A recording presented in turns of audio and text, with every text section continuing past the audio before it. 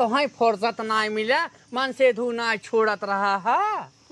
हाँ बैठा वाली भाव जितना बाटू बहनी गजब आज सबके यहाँ जाए जाए ओकर बुढ़िया रही है सबके यहाँ जाए दौड़े। अरे मोरे माई रे कहा बहनी। हाँ आए बहनी तो सर सिया नहीं आए हैं बहनी तोरे घरे आए हैं बोल दरा बोलतीन का है ना मन्ने मना करते ही का। हाँ ऐसे हमार पड़ोसी है इन बतावा देखे के बाद इतना बड़ा हुप्पा निकाल ली है। हाँ हुप्पा निकालना चला बहनी शुरू गावा कर गावा गावा हो गावा।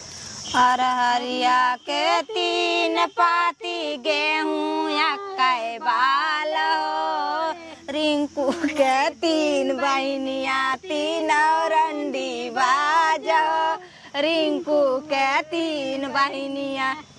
अरे हाउ मोचियावा का 3 बहिनिया 3 रंडी बाज हो हाउ मोचियावा का 3 बहिनिया रिंकू के 3 बहनिया 3 रंडी बाज रिंकू के 3 बहनिया। अरे रोहित के 3 बहिनिया 3 रंडी बाज हो रोहित के 3 बहिनिया। कौनो बाटिन ऐसन तैसन कौनो बदमाश एकठी बाटे मगल के रंडी देवे के तैयार हो एकठी बाटे मगल के रंडी। अरे एक बाटाई मगल के रंडी जाई के बाड़ी तैयार हो एक बाटाई मगल के रंडी। अररिया के 3 पाती गेहुआ या बाल रोहित के 3 बहनिया 3 रंडी बाज रोहित के 3 बहनिया।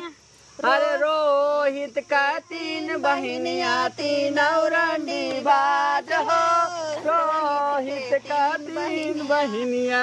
मोहित के 3 बहनिया 3 रंडी बाज हो मोहित के 3 बहनिया। अरे मोटा काका 3 बहनिया 3 रंडी बाज हो मोटा काका 3 बहनिया। कौनो बाटिन ऐसन तैसन कौनो बदमाश हो एकठे बाटे मगल के रंडी देवई के तैयार हो एकठे बाटे मगल के रंडी। एक थे बाटाई मगल के रंडी भगाई बिना तैयार हो एक थे बाटाई मगल के रंडी। गेहुआ के अररिया के 3 पाती गेहुआ या बाल रोहा के 3 बहनिया 3 रंडी बाज दूल्हा के 3 बहनिया। कै मरवा वाले का 3 बहनिया 3 बाजो मरवा वाले के 3 बहनिया 3 रंडी बाज हो। कौनो बाटिन ऐसन तैसन एकठी बदमाश एकठी बाटे मगल के रंडी भागई के तैयार एकठे बाटे मगल के रंडी। एक थे बाटाई बनारस के रंडी उहो बाटाई रंडी बाज हो एक थे बाटाई बनारस के रंडी उहो भागई के तैयार हो एकठे बाटे मगल के रंडी। ए भाई दूसर गा तो है बहुत भगा रिंकू के बहनी के आलरा भायल बाय कालरा भायल बाय हमार भैया न पुटर बाय काम पुटर बाय उठाए लहंगा एक जैक्सन दिए नवई महीना का वादा किए सुई डोल गई कलाई बिच घड़िया में सुई डोल गई कालाई बिच घड़ियन में सुई डोल गई कलाई बिच घड़ियन में सुई डोल गई कालाई बिच घड़ियन में सुई डोल गई। कोई चश्मावा के बहनी के आलरा भायल बाय कालरा भायल बाय हमार भैया न पुटर बायन कान पुटर भाई उठाए लांगा एक जैक्सन दिए नवई महीना का वादा